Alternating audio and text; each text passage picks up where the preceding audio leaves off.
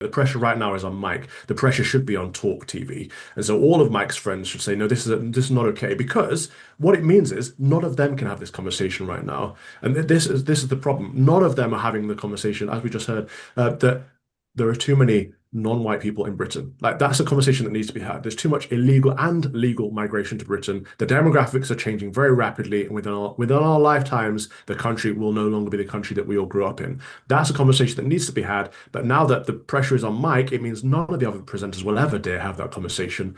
And what they should do is turn it around, flip it around, and say, actually, no, we're not going to cover for our friend's show. Like, put him back on his show. And if Talk TV want to fire them all, well, they can't do, can they? Breaking right now, the growing crisis at Talk TV over the axing of Mike Graham is growing by the day. I can reveal that a planned takeover of the troubled station by the Sun newspaper is now off because the Sun's editor and senior management are so woke and so wet, they believe that the station is too far to the right. What happened to my old newspaper? What happened to the newspaper that used to represent the working classes?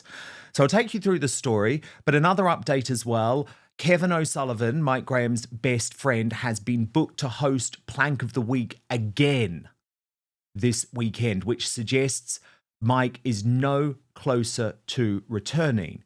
Indeed, according to the Daily Express, which has reported on the civil war between Talk TV and Talk Sport, his future is on a knife edge, with a Talk TV source telling the newspaper that the decision on whether Mike will be allowed to return to work will come in a few days.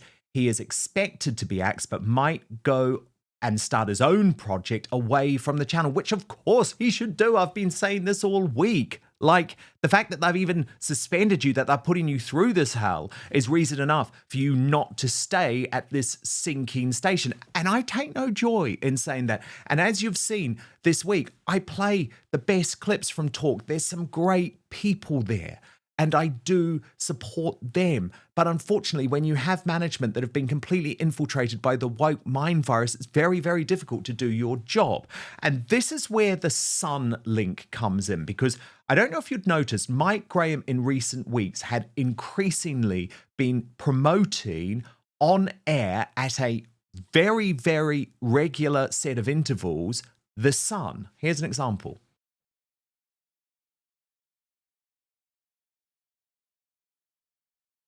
90 minutes in 90 seconds. From the Sun. Very good morning to you, Charlie. Good to see you. England may trainer into Miami FC's ground, it says here, for the World Cup. Ross Clark's here, columnist at the Sun. Ross, very good morning to you. Good morning, Mike. I rather like your intro about you can only imagine that Ed Miliband's been locked in a cupboard for the past few days so that he doesn't get in the way. Let's talk to Kate Ferguson, political editor at the Sun on Sunday, who's up there in Liverpool for us. Hello, Kate. Very good morning to you. Hi. Hi, good to be here. Yeah, I mean, I don't know what phase we're in now, but what I can tell you is that I've just seen a piece of information in which it says that Keir Starmer's latest poll ratings show that his approval ratings hit a new low of -48. And so, as you could see there was this increasing corporate tie-up. And the idea was that the Sun was going to take over Talk TV, that the channel was going to be rebranded to become the Sun TV. And what that meant is that the losses currently being faced by the station would be soaked up by the Sun newspaper in the same way that the losses from Times Radio are soaked up by the Times. The idea being that Talk TV, or the Sun TV as it would be described, would effectively be a marketing tool for that newspaper. However, Victoria Newton, the editor of The Sun, has long been concerned with what she sees, and this is so ludicrous, of the right-wing, far-right rhetoric of the likes of Mike Graham and Julia Hartley-Brewer, so she has now pulled the deal. Indeed, she sides with the Talk Sport woke losers, like Aid Oladipo, who started this whole thing by posting of Mike, just been sent that now deleted Instagram post from Mike Graham. I usually hold my tongue with most of the racist nonsense I see on social media, but this is beyond vile and unacceptable from someone in the same building as me, same floor. He simply has to be taken off the air immediately by Talk TV. Horrible man. Now, Calvin McKenzie, a close friend of Mike Graham, has revealed that Graham is lawyering up for this battle, writing, puzzled that TalkSport presenter Adol Adapo has now deleted his ex-post, which led to News UK taking Mike Graham off air after his Facebook page was hacked with a racist message. The post from Mr. Oladipo said he simply has to be taken off air immediately by Talk. That was last week. Now it has disappeared. Was he told to take it down by management, or did he, on reflection, think it was not appropriate? Or did he fear being sued by Mr. Graham, who has now retained the services of high-powered lawyers? I think we should be told. News UK undercurrent CEO Rebecca Brooks has history when it comes to killing messages during the phone hacking saga, currently on ITV1. Brooks oversaw the killing of 10 million emails by a contractor in India. The Met had asked for them to be retained. Okay, let's head to my superstar panel now, Preston Bates and Father Calvin Robinson. So, Father Calvin, I've been very interested to talk to you about this. Firstly, the post itself. Let's just go back to the beginning, Father Calvin, because I genuinely don't know what you think about this. I haven't asked you about it privately. He wrote on Facebook, then claimed he had been hacked. Compare and contrast. Tell me we're not fucked by multicultural bollocks. Why are we surrounded by non-white people? Just fuck off. So let's just take it as read, Father Calvin, for 1 second, that Mike Graham wasn't hacked. Do you have a problem with that Facebook post? Is that Facebook post reason enough to lose your career, to lose your show, to be cancelled? Dan Wootton Outspoken is available as a podcast too. So to listen or watch us on the go, wherever you are, then please subscribe on Apple Podcasts, Spotify, or wherever you listen to your podcasts. And as a personal favour to me, please rate and review, as it really helps our independent show. The only problem I have with that post is the swearing. I think other than that, the content is absolutely right. Why are people in Britain surrounded by non-white people? It's usually, or it used to be, a predominantly white country. The English ethnicity should matter just as much as every other ethnicity, unless people believe in ethnic cleansing. An Englishman should want to protect England for the English, and there's nothing racist or xenophobic about that. It's called common sense, really. It's absurd to me that people in the West see that it's okay for everyone else in every other culture to want to protect their own culture, their own ethnicity, their own faith. But when people back home want to do it, it's like, no, that's wrong. Why? How is that a sackable offense? Preston, what about you? The post itself, do you think it was racist? Do you have an issue with it? I don't have a racist with it. I mean, he's in the opinion business, so him giving an opinion is kind of the job. I don't mind the swearing either, because you could tell there's real passion there. And I don't disagree at all with Father Robinson's point about the ethnicity of the English being preserved and protected. I think his crime in that post was saying the obvious part, which we agree with, out loud, that directly, that boldly, for everyone to see. Yeah, I mean, I guess the frustration, if you're coming at it from a tactical point of view, is that if he had simply replaced non-white people with illegals or migrants, the same point would have been made without having people calling you racist. That's sort of my reading of it. But Father Calvin, he then goes back on air before being forced to issue, and we know all about these, Father Calvin, don't we? Or I know all about these. You know, the hostage video apology, which was like, you know, my Facebook was accessed and this file message was posted, and I'm sorry, and I'm sorry, and I'm sorry. And it's, look, I've been there. It's basically like, I'm being told to say this. I probably haven't written this myself. People are saying if you post this, you're not going to lose your job, effectively. But of course, it never works, does it? No, because these organizations buckle under pressure, and the management was clearly receiving a lot of pressure. They passed that pressure over to Mike, who then did the, how do you call it, the hostage video. But the pressure continued, and the management didn't have enough backbone to stand by their talent who's helped build the station over the last 2 years. They didn't have enough backbone to say, no, Mike is our guy and we're going to stick by him. Instead, they fire him, which is just disgusting. I think Mike was a bit weak on this.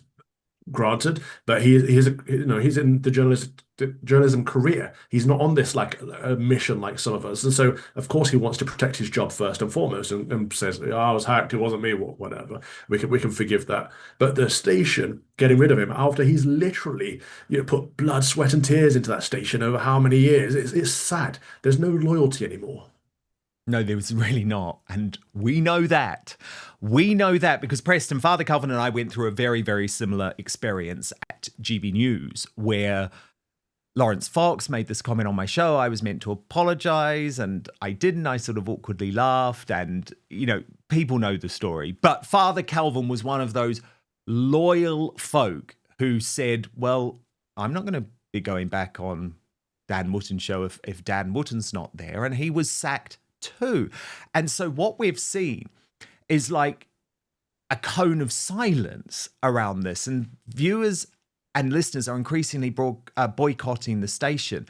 But Preston, do you have any sympathy for the co-presenters at Talk? Because, I've spoken to a lot of them this week and they say, look, this is an HR process. We're not actually helping Mike. If we say anything, if we say something, we lose our job as well, and then the entire station gets shut down. Like, do you have a sympathy for that argument? Because I guess one of the things that really upsets me is I see such a fundamental weakness on the right. We never stand up for each other. And sometimes it's because, there's a whole load of different teams on the right, and we're not all on the same team. And for example, we've seen this week Tommy Robinson, someone who we all support, absolutely go for Mike Graham because Mike has been on the bandwagon of calling Tommy a racist, for example. But sometimes don't we need to put individual disputes to one side and just think, if we don't stand up for one another, there'll be none of us left. I totally agree. But first, let's be honest, Western society isn't just divided, it's being shaped by powerful narratives designed to sway how we think, feel, and act. Mainstream media often masquerades as objective journalism when in reality it's agenda-driven activism wrapped in the appearance of news.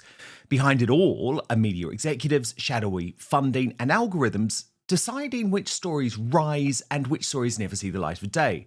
Luckily, there's a solution, and I'm a huge fan of this platform. Ground News brings together headlines from over 50,000 news sources and makes it easy to understand what's happening. But what really makes it powerful is the transparency. You don't just see the stories, you see the political bias behind every source, the financial ownership ties, and the coverage breakdown across the spectrum. Check it out for yourself at ground.news/outspoken. My favorite feature is the blind spot feed. It shows you which stories are trending on one side of the aisle, but barely mentioned on the other. It's the clearest way to see media bias in action. Here's an example of a story barely getting any traction on the right. Now, this news comes after Homeland Security officials have cited a more than 1,000% increase in assaults against ICE officers, and federal courts have blocked National Guard troops from being deployed to protect federal officers and buildings. Here's a story the left is completely ignoring. Critics, including Israel's foreign ministry, have argued that Israeli hostages experience severe torture and inhumane conditions while in captivity, and pointed out that prisoners released by Israel in the ceasefire deal include hundreds of convicted murderers and terrorists serving life sentences. Seeing every side of the news like this is exactly why Ground News exists. And right now, you can get 40% off the Vantage plan, which gives you unlimited access to all the features I personally use for less than a cup of coffee. Just visit ground.news/outspoken, click the link in the description, or scan the QR code. Over 1 million people have downloaded Ground News and use it to stay informed. Join them and subscribe today at ground.news/outspoken. But now, back to the show. I always say, who needs the left when the right will just eat themselves? I call it the right-wing K-drama, because it really is just an ongoing saga of infighting and bickering and pedantry and all of these small, stupid things while the left continues their march through institutions.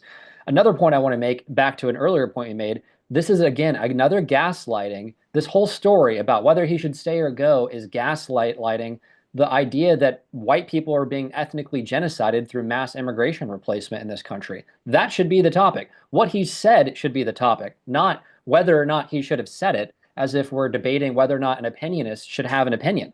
I mean, that's absurd as well. Totally. Totally. But you're not really allowed these opinions, Father Calvin, are you? I mean, you discovered that at GB News. I mean, I think part of what GB News did to you was almost, oh, good, this is a way that we can jettison Father Calvin, who has been dropping truth bombs that are probably too close to the bone. They were building a dossier on me, which will be released next year when I take them to court. But the fact of the matter is, I mean, you are more forgiving than I am, Dan, on some things. The people at that station are a prime example. You know, when you got fired, I rightly said, I cannot go on Dan Wootton tonight without Dan Wootton. And I called up all the other presenters, and they were like, "Yeah, this is outrageous what they're doing to Dan." Like, people had differing opinions on what happened to Lawrence, but what happened to you was outrageous.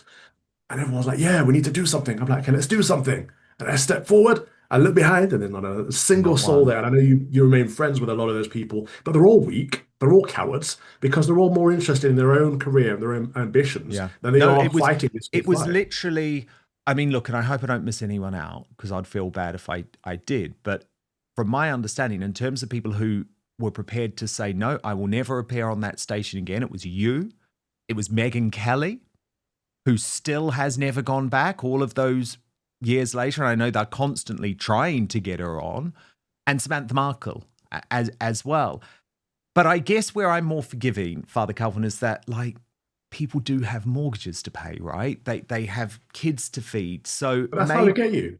This is why people aren't standing up for Mike. This is how they get you. They leverage some worldly thing that means nothing over you, and then we all fall apart, and then the left continues to win. We're Because not allowed would to have your this conversation. argument, Calvin, just on a practical basis with this one, sorry to interrupt, I'll let you continue, but would your argument be if, for example, because Mike's two best friends have like stood in for him, which is quite a clever ruse of the station management, right? Because it's like, oh, well, if Kevin O'Sullivan and Jeremy Kyle are standing in for Mike Graham, Mike must be okay with that. And other people have said to me, yep, Mike's okay with it. He's still friends with them. But is your argument that if Kevin O'Sullivan and Jeremy Kyle had said, nope, we're not hosting that segment, it becomes much harder for talk to stay on air, and it puts the pressure on for Mike Graham to come back? 100%. The pressure has to go somewhere. The pressure right now is on Mike. The pressure should be on Talk TV. And so all of Mike's friends should say, no, this is not okay. Because what it means is none of them can have this conversation right now. And this is the problem. None of them are having the conversation, as we just heard, that there are too many non-white people in Britain. Like, that's a conversation that needs to be had. There's too much illegal and legal migration to Britain. The demographics are changing very rapidly, and within our lifetimes, the country will no longer be the country that we all grew up in. That's a conversation that needs to be had. But now that the pressure is on Mike, it means none of the other presenters will ever dare have that conversation. And what they should do is turn it around, flip it around, and say, actually, no, we're not going to cover for our friend's show. Like, put him back on his show. And if Talk TV want to fire them all, well, they can't do, can they? So people need to realize they have more power. Yeah, if Dan, can I jump we in really operate as a quick? collective, please do. Yeah, I mean, I think another point here is just the effectiveness of alternative media. I mean, look at both of you two. You guys have created your own alternative media powerhouses. InfoWars, where Alex Jones kind of pioneered alternative media and still has syndication on radio and broadcast. And they're still trying to make him guilty by association with a billion-dollar non-dischargeable debt, but he has his backup studio. So my broader point is, if we continue to play into their strategies of saying media is going to be centralized, we're not going to have decentralized alternatives, then by peer pressure and by social credit and all these other things, people shrink away from these kind of critical moments. But I think the dam's already broken, guys. You guys have proven, Yeah. we've proven that there's alternatives and that these conversations will Yeah, well, be I had. say, come on over, Mike. Come and join the party, because actually, it was, who was it? Carol McGiffin said to me on the show, well, Dan, that would be competition for you. I'm like, hell no. Hell no. Like, we need more people in this space. And I was like, I want to host the debate between Mike Graham and Tommy Robinson, right? How good would that be? Father Calvin, I've got to ask you about this revelation in terms of the Sun backing away. I mean, Father Calvin, you know how much I used to love the Sun. You know, it was the paper of the working classes in this country. But my God, it's lost its way if it thinks that it's, you know, can't be associated with the horrible, nasty right-wing talk. Yeah, there is no right-wing mainstream media in the United Kingdom. I learned this when I left GB, or when I got fired from GB. In the Times said, "Can we come round and do a story?" I'm like, "Of course," thinking the Times are centre right, and they did a massive hit job on me. The Daily Mail have been against the British people for the last few months. The Telegraph. There's like I think Alison's the only person there that's actually Alison a Pearson, yeah, right-wing person. they came for me, you and Lawrence recently, Right. and it seemed to be they came for us almost as like trying to do us down because they're threatened by the independent media, which was such a shame because I've probably viewed the Telegraph as the best of a bad bunch. There when was a it comes. time, Dan, I used to have the Telegraph and the Daily Mail on the phone Yeah, every day asking me to write, and now we're like persona non grata. I They've know. shifted to the left, and I don't know why that is. I don't know if that's because they think that's where the market is, and they're massively losing their audience, both print media and television media. As we see the numbers, they're dying out before our eyes, and independent media is taking over. And so, of course, we are a direct challenge to them. So on the one hand, they want to defeat the challenge, but on the other hand, they're trying to find a new audience. But for the people like the Sun, who have always been on the side of the working class, to suddenly turn against people that represent the working class. Julia Hartley Brewer, again, she's been on my case recently, but I love her to bits. Mike Graham, Kevin, the people that talk, that is the one outlet left Yeah, for Andre ordinary British Walker, people. I think, is really good. Russell Quirk, Peter Barnes. There are Alex Phillips. And of course, Alex Phillips as well, There are yes. good people there. Ian Collins is. I don't agree with all of these people and everything, but I think No, you're right. same. It's like they're absolutely the best of what we've got, and this chipping away at them, I think, is really terrible. But look, the big news of the day: Father Calvin Robinson. Can you really confirm you turned 40 today? Is this a fact? I'm stunned. This was a bombshell for me.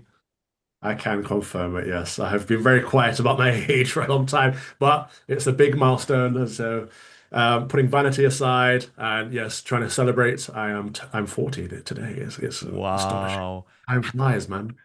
I remember How your d- 40th like it was yesterday, Dan. yeah, how do you look back at your 4 decades on Earth, Father Calvin? Are you happy with You know what what? you've achieved? Genuinely, I'm so blessed. I really am. I've met everyone I've wanted to meet. I've been everywhere I've wanted to go. I've done everything I've wanted to do, and I'm only like halfway through my life, God willing. And so it's like, yeah, I've got other missions I want to get on, but I feel like if I died today, I get that message that we should all thrive for. Well done, good and faithful servant. And so I'm pleased. Oh, I feel very blessed. have a wonderful time with your dad. I'm just so delighted that I now know your birthday. I'm going to have to add it to my birthday calendar and your age because I didn't know. People are always like, "How old's Calvin?" And I'm like, "He won't tell me. He just will not tell me." So this is great. This is great. When I saw it this morning, I was like, "Oh my goodness, has Lawrence Fox like betrayed you or something?" I didn't know if he was allowed to post it, but no, it was It great. was funny. It was no one knew for the longest time, and Emma Webb was the one who betrayed me. Bless her. She leaked it out there, but it's nothing. Men need to grow old gracefully. I think women hide their age. Men don't 40 need is to hide great. 40 is great. Well, look, happy birthday, Father Calvin Robinson. Thank you. We adore you, and the Outspoken audience adore you. And Preston Bates, so brilliant to have you on Outspoken for the first time. It was great to meet you at Unite the Kingdom, and I hope you come back very, very soon. Thank you both so much. Thank you so much for watching Dan Wootton Outspoken. Please click on my face just to the bottom left to subscribe to this brand new independent news source and turn on the notification bell so you'll be alerted to our brand new live shows, uncancelled interviews, and special royal episodes. Outspoken is also now available as a podcast, so you can listen to the show every weekday on the go, wherever you are.